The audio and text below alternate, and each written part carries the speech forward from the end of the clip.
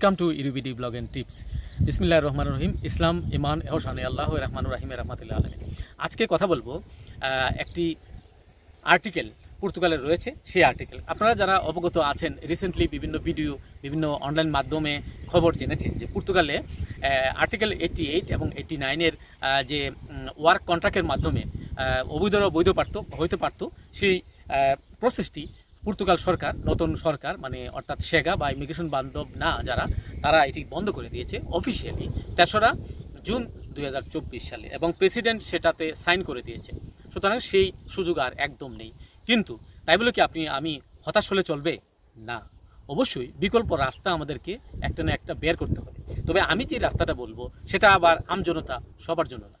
কিছু শ্রেণীর মানুষ রয়েছে, আমার স্বদেশী বাংলাদেশি ভাই ব্রাদার, যারা পর্তুগালের বাইরে সেনজেনের অন্যান্য 28টি দেশে, মোট সেনজেনের দেশ হচ্ছে বর্তমানে 29টা, মনে রাখবেন।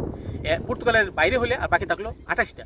এই 28টি দেশের মধ্যে যারা ব্যবসা করতেছেন ওই দেশে, ফর এক্সাম্পল পোল্যান্ডে আপনি আছেন, কাবাবের শপ করতেছেন, রেস্টুরেন্ট করতেছেন, কিন্তু পোল্যান্ডে বাংলাদেশ থেকে লোক আনতে পারতেছেন না, মানে নিজের ফ্যামিলি, ভাই ব্রাদার, বউ বাচ্চা আনতে পারতেছেন নিজে।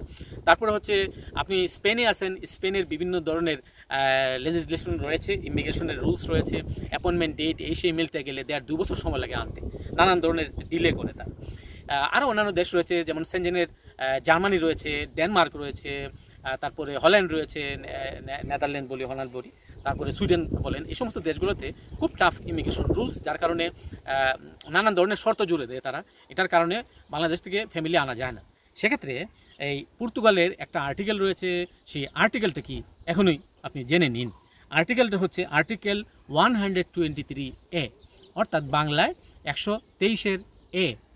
এই আর্টিকেল অনুযায়ী আপনি আপনার পর্তুগালে একটা মানে ব্রাঞ্চ খুলবেন। যদি আপনি সেনজেনের অন্য দেশে কোম্পানি থেকে থাকে, তাহলে আপনাকে ওই দেশের কোম্পানি, মানে আপনি ধরেন পোল্যান্ডের কোম্পানি আছে, পোল্যান্ডের কোম্পানির মালিক আপনাকে যদি ম্যানেজার বানাইয়া এখানে আপনি একটা সাব ব্রাঞ্চ খুলে পর্তুগালে, তাহলে আপনি অ্যাজ এ ম্যানেজার আপনি ওইখানে যদি এনওসি থাকে, নো অবজেকশন সার্টিফিকেট দেয় পোল্যান্ডের কোম্পানি আপনাকে, প্লাস হচ্ছে ওইখান থেকে একটা পুলিশ ক্লিয়ারেন্স দেয়, আপনি বাংলাদেশ থেকে একটা পুলিশ ক্লিয়ারেন্স আনেন আপনি, ঠিক আছে। তারপরে মানে ওইখান থেকে ট্যাক্সের সার্টিফিকেট আনতে হবে, যে পোল্যান্ডের যে কোম্পানি হয় সেই কোম্পানি আপনাকে দিতে হবে। আরও কিছু পেপারস লাগবে, সেই পেপারসগুলো দেওয়া সাপেক্ষে নির্দিষ্ট ফি আছে পর্তুগালের। আপনি একজন লয়ার ধরবেন, লয়ার ছাড়াও আসলে করা যায়, বাট লয়ার ধরে, ইমিগ্রেশন লয়ার ধরে করলে অনেকটা ইজিয়েস্ট হয়।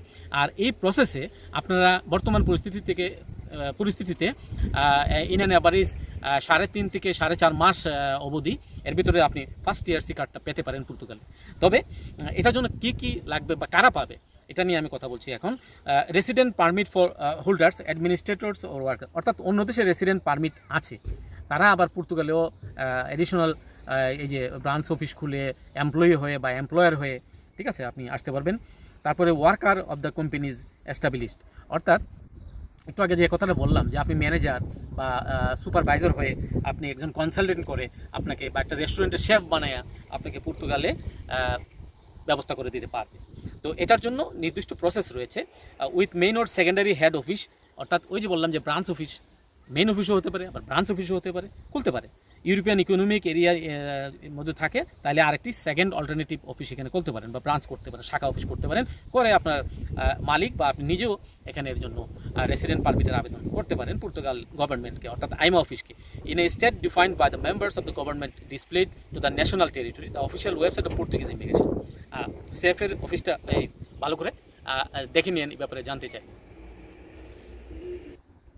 আর্টিকেল 123-তে আবেদন করার জন্য আপনাকে প্রথমে ভিসা অ্যাপ্লিকেশন লেটারটি, একটা ফর্ম রয়েছে আপনার আইমা অফিসে, সেটা পূরণ করতে হবে। তারপর সেখানে সেনজেন সাইজের 2টি ছবি লাগবে, পাসপোর্ট লাগবে, তারপর হচ্ছে আপনার relevant and good condition identification, অর্থাৎ আইডেন্টিফিকেশন বলতে আইডি কার্ড যেটা আছে আপনার, সেই দেশের, যে দেশে বর্তমানে আছেন সেটা লাগবে, পাসপোর্ট অবশ্যই আপনার লাগবে, আদার ভ্যালিড ট্রাভেল ডকুমেন্ট, তারপরে সেনজেনের insurance, travel insurance, certificate of no criminal record, অর্থাৎ বাংলাদেশের ভাষায় আমরা বলি যে পুলিশ ক্লিয়ারেন্স সার্টিফিকেট, সহজে এটা লাগবে। যদি আপনি 1 বছরের বেশি থাকেন, ফর এক্সাম্পল পোল্যান্ডে, তাহলে আপনার পোল্যান্ডের ওই ডকুমেন্টটা লাগবে। আর অর্থাৎ যদি সেঞ্জেনের বাইরে অন্য দেশে থাকেন তাহলে সেটারও লাগবে। সেফ অর্থাৎ আইমার permission to check the criminal record in the Portuguese criminal record register, ওটা একটা ফর্ম আছে, সেটা পূরণ করতে হয়। আরও কিছু স্পেশাল এক্সেপশনাল যদি সিচুয়েশন থাকে, হিউম্যানিটেরিয়ান গ্রাউন্ড, তারপর national interest of the request, অর্থাৎ আপনি একজন রিসার্চার, গবেষক, আপনি পর্তুগালে থাকতে চাচ্ছেন, পর্তুগাল আপনার ভালো লাগে, আপনি এখানে অ্যাক্টিভিটিস করবেন, এটা কী জন্য ভালো লাগে এটার একটা স্টেটমেন্ট দিবেন, ঠিক আছে। আর আপনি কী বর্তমানে এখানে পর্তুগালে কাজ করবেন এসে সেগুলো দিবেন।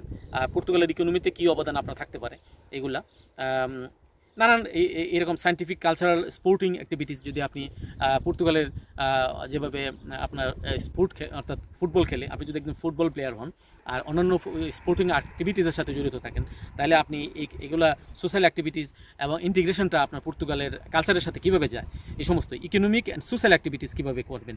তো এইসব ব্যাপারে আপনার এগুলো আসলে এক্সেপশনাল কিছু ক্যাটাগরি রয়েছে, আর্টিকেল 1, 2, 3।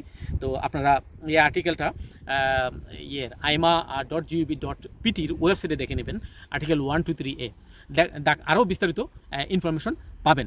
এইভাবে আপনার সমুদয় ডকুমেন্টসগুলো সাজাইয়া তারপর আপনি ইমিগ্রেশন লয়ারের কাছে একটা ডেট নিয়ে, অ্যাপয়েন্টমেন্ট নিয়ে আসবেন, তারপরে আপনি অ্যাপ্লিকেশন সাবমিট করবেন।